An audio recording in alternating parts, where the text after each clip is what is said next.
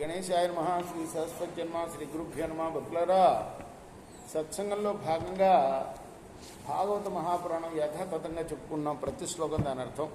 ఇందులో భాగంగా నిన్నటి వరకు 9 స్కందాలు పూర్తి చేసి 10వ స్కందాన్ని 59 భాగాలుగా చెప్పుకున్నాం. ఈ రోజున 60వ భాగం చెప్పుకుందాం. చెప్పుకునే ముందు వ్యాస భగవానుడికి నమస్కారం చేసుకున్నాం. వ్యాస మహర్షికి జై, ప్రసన్నాంజనేయ స్వామి మహారాజ్కి జై, సమర్థగురు సాయినాథ్ మహారాజ్కి జై.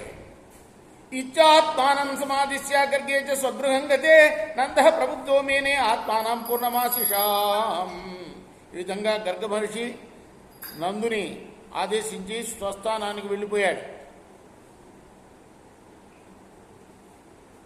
ఆ తర్వాత నందుడు సంతుష్టుడై మహాముని యొక్క ఆశీస్సులతోటి తాను ధన్యాత్ముడైనట్లుగా భావించుకున్నాడు. కాలేన వ్రజతాల్పేన గోకులే రామకేశవౌ జానుభ్యాం సహ పాణిభ్యాం రింగమాణౌ విజహ్రతు తావంగ్రియుగ్మమనుకృష్య సరీన్ సుపంతో ఘోష ప్రఘోష రుచిరం వ్రజకర్ధమేషు తన్నాద హృష్ట మనసావను సృత్యలోకం ముగ్ధ ప్రభీత వధుపేయతురంతి మాత్రో తన్మాతరో నిజసుతౌ గృణయా స్నువంచో పంకాంగరాగరుచిరా ఉపగుహ్య దోర్భ్యాం దత్పాస్తనం ప్రవిపతోస్మముఖ నిరీక్ష ముగ్ధస్మితాల్పదశనం యయతు ప్రమోదం యర్ఘ్యంగనాదర్శనీయ కుమారలీలౌ అంతర్ప్రజే తదబలా ప్రగృహీత బుచ్చై వత్సైరితస్తత ఉభావనుకృష్యమానో ప్రేక్షంచ ఉజ్జిత గృహా జగృహర్ష సంచ.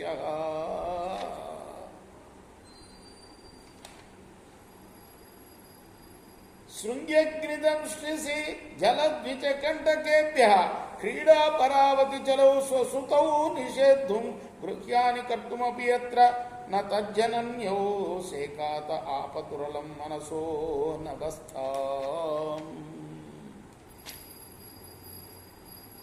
కొన్ని రోజుల తర్వాత బలరామకృష్ణులు పాకటం మొదలుపెట్టారు మోకాళ్లతో. చిటి చిటి పాదాలతో చేతులతో దోగాడుతూ గోకులం అంతా కలయి తిరుగుతున్నారట. అప్పుడు వాళ్ళ కాళ్లకున్న గజ్జల చప్పుళ్ళు ఎంతో వినసొంపుగా ఉన్నాయి. ఎంతో మురిసిపోతున్నారు వినేవాళ్ళు అందరూ కూడా. అప్పుడు కొత్త వారి వెంట వెళుతూ వారు అపరిచితులని తెలియగానే భయంతో వెంటనే అమాయకుల్లాగా వెనక్కు మరలుతూ చకచకా తమ తల్లులైన రోహిణి యశోదల దగ్గరికి చేరుతూ ఉన్నారు. అప్పుడు యశోద రోహిణులు తమ కడకు వచ్చిన సుతులను మమకారంతో చూస్తున్నంతనే వారి స్థనాల నుండి క్షీరం పొంగారుతూ ఉండేది. నేలపై తిరుగాటం వల్ల ధూళిధూసరితములై ఉన్న వారి శరీరాల సొబగులు ఆ తల్లుల ఆనందాన్ని ఇనుమడింపజేస్తూ ఉన్నది. వెంటనే వారు తమ చిన్నారుల్ని ఆత్మీయతతో తమ చేతుల్లోకి తీసుకొని అక్కుని చేర్చుకుంటూ ఉన్నారు. స్తన్యం గురలుతున్న ఆ బుడతల ముఖాలను చూస్తూ వారు మురిసిపోతున్నారు.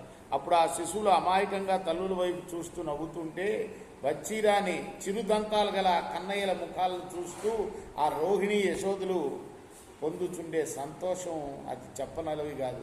అపారమైన సంతోషం అది. బలరామకృష్ణులు పెద్దవారయ్యారు. కొద్దిగా చూడముచ్చట గొరుపుతున్నారు. బాల్య లీలలను చూస్తూ గోకులంలో ఉన్న గోపకాంతలందరూ కూడా పరమానంద పడిపోతున్నారు. ఆ చిట్టి బాలులు చిలిపితనంతో ఆవులేగల తోకలను గట్టిగా పట్టుకుంటూ మెల్లగా పాకాటం దగ్గర నుంచి దూడల తోకలు పట్టుకుంటాం దాకా వచ్చారు. అవి అటు ఇటు పరిగెత్తుతున్నాయి వీళ్ళు లాగుతుంటే. ఆ అద్భుత దృశ్యానికి అబ్బురపడిన గోప వనితలు తమ తమ ఇంటి పనులు కూడా మానుకొని బయటకు వచ్చి వారి అల్లరి చేష్టలను చూస్తూ ఎంతో సంతోషపడుతున్నారు.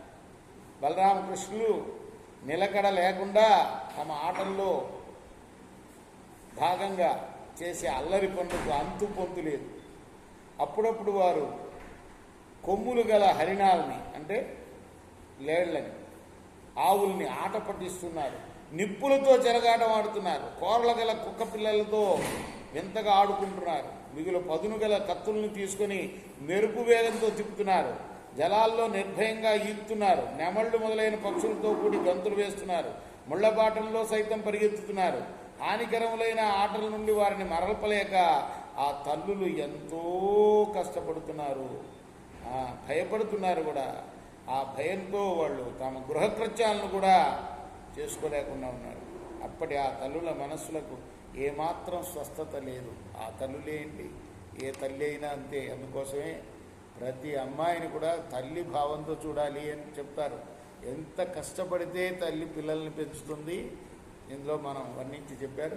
శ్రీ సదానంద సద్గురు సాయినాథ్ మహారాజ్ की जय। जय गौरा हारती गो सद्गुरुनाथ देवा साईनाथ पांचभूति तत्वमुलाने हारती तुमरा निर्गुणम స్థితి విడి ఎట్లి ఆధారం పొందిగో సాయిరామ్. సర్వం నుండి నీవేంకన ఉండి తల్లివలే రజోతమో సత్వం నుండి మాయుడు జనించే